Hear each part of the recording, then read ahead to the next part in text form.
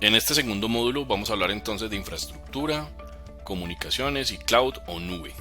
Pero antes de empezar a hablar un poco de esto, vamos a revisar en qué consiste o cómo viaja la información y cómo esa información se va convirtiendo precisamente en un insumo valioso para tomar decisiones. Y aquí lo que tenemos entonces es lo que denominan la pirámide del conocimiento.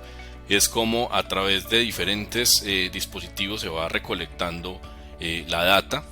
Esa data se va, digamos que diferenciando, clasificando, estructurando para poder, digamos, tener una base de decisión y de características de esa información y precisamente, digamos, que poderla convertir en información. Hasta el momento son datos aislados o datos que se recolectan de una aplicación específica o de una ubicación geográfica específica, pero hasta el momento, digamos, ahí no nos está generando ninguna capacidad a partir de la información. Cuando ya la clasifico y la estructuro, entonces todos esos datos se convierten en información.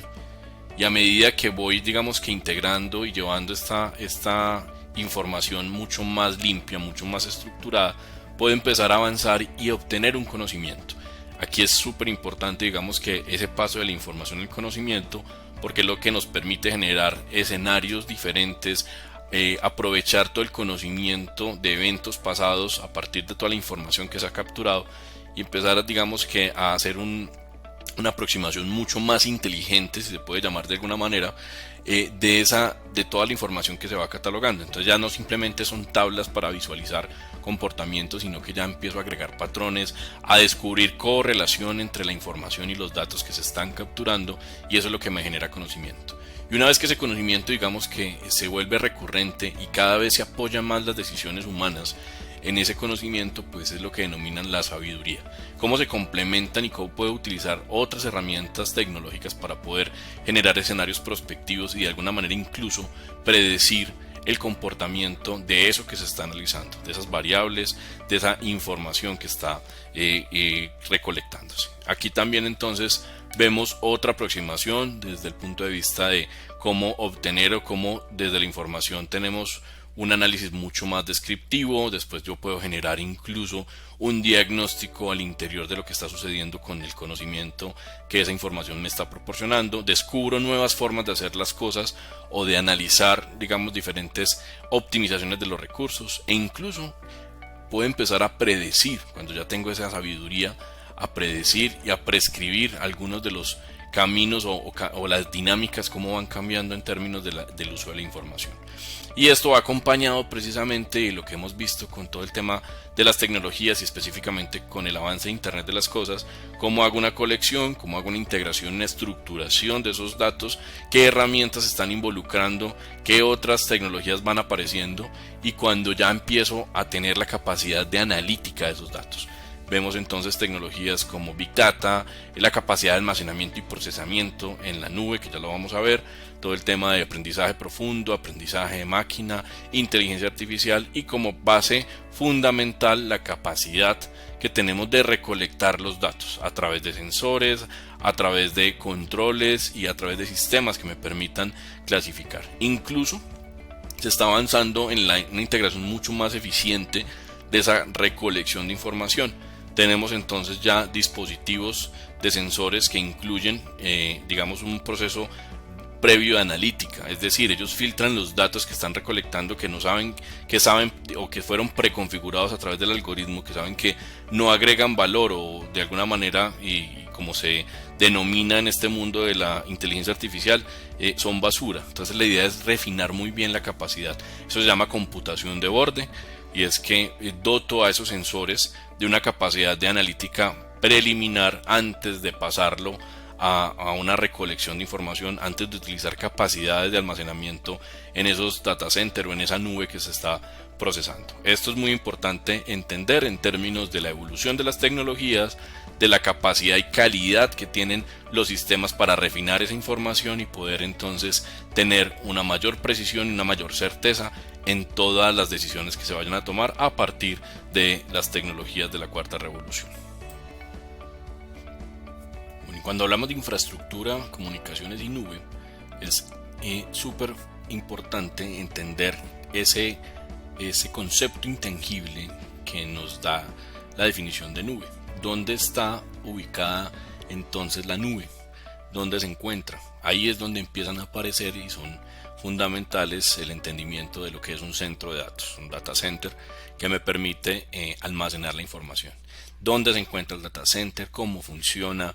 ¿Por qué mi información está disponible cada vez que yo hago una búsqueda en internet o envío un correo o hago cualquier función en términos de la informática que se está generando, la capacidad de precisamente pues, de discusión en términos de la propiedad de los datos, la información donde está viajando, los sistemas de seguridad, dónde se almacena, dónde se procesa, el costo energético, el gasto energético que se tiene para operar estos centros de datos. Y de manera general, digamos que un data center puede estar localizado o en su casa o en la empresa o en unas instalaciones que tengan las características para poder garantizar un nivel de disponibilidad superior. Y esto quiere decir que cada vez que usted haga una consulta bancaria, una transacción o una consulta para una tarea incluso, pues la información esté disponible. Detrás de eso hay una serie de dispositivos, de tecnologías que nos permiten acceder a la información en el mayor o en el menor tiempo posible. Si recordamos un poco la evolución del internet, cuando antes nos conectábamos a través de una línea conmutada, una línea telefónica, la velocidad de carga de las páginas, todo eso hace parte de este mundo que se está migrando precisamente a una capacidad y una eficiencia mucho mayor. Entonces los centros de datos de manera general tienen unos factores que permiten y garantizan su funcionamiento y que son clasificados precisamente dependiendo del nivel de disponibilidad permanente que tengan. Eso se llaman los tier. Entonces el tier 1, el tier 2, el tier 3 y el tier 4, que es la máxima categoría, permiten generar, y en últimas, en resumen, es la capacidad o el tiempo de indisponibilidad que tenga ese data center ante un evento de fallo de la energía o de comunicaciones o incluso en temas de seguridad. Entonces aquí hay unas dimensiones que se analizan siempre para el diseño, la construcción, operación y gestión de esos centros de datos.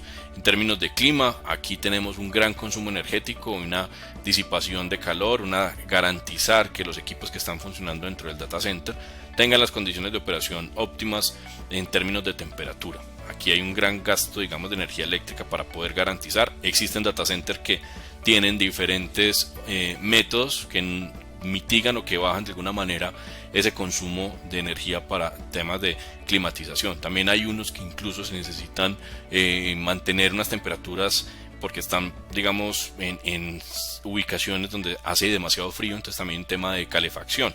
Pero normalmente, usualmente se utilizan para mantener unos grados de temperatura adecuados que pueden estar entre los 15, 17 o 21 grados centígrados, dependiendo, digamos, de las condiciones de operación. Toda la parte de gestión, el monitoreo, todo está acompañado de personas y también herramientas de inteligencia artificial que me permiten hacer un monitoreo mucho más efectivo, predecir de pronto fallos o arreglar o solucionar algunos de los fallos que se están presentando. Entonces es muy importante toda la capa o toda la plataforma de monitoreo que tiene un data center. La conectividad, si accesamos a la información desde la red, esto requiere de unos esquemas de conectividad redundantes que no solamente dependan de un solo canal de comunicación, que pueda tener varios accesos y accesos disponibles en reserva para poder garantizar que nunca se caiga la conectividad. Energía es fundamental, como ya lo había mencionado, todo esto opera con energía eléctrica, pueden ser de fuentes alternativas que puedan redundar o aumentar la redundancia de ese esquema de operación, pero son fundamentales, digamos, tener varios sistemas de administración y de suministro de energía. Seguridad, desde el punto de vista de los datos, como le he mencionado, ciberseguridad es súper importante, pero también la seguridad física para evitar cualquier violación o ataque en las instalaciones del centro de datos, y la capacidad que se tiene de almacenar información, de tenerla disponible y cada vez ir creciendo en esas capacidades de almacenamiento, procesamiento y analítica de información. Esto es un centro de datos. Bueno, y ya que sabemos un poco mejor qué es esa nube y dónde está ubicada físicamente, existen diferentes clases de nube. Eso ha venido evolucionando, digamos que a través de un análisis de cuáles son las propiedades o cuáles son las características de esas nubes. Las podemos clasificar entonces en tres: la nube pública, la nube privada y una mezcla de estas dos que sería la nube híbrida. Todo depende o está relacionado directamente con el tipo de servicios y la capacidad de gestión del dueño de la información.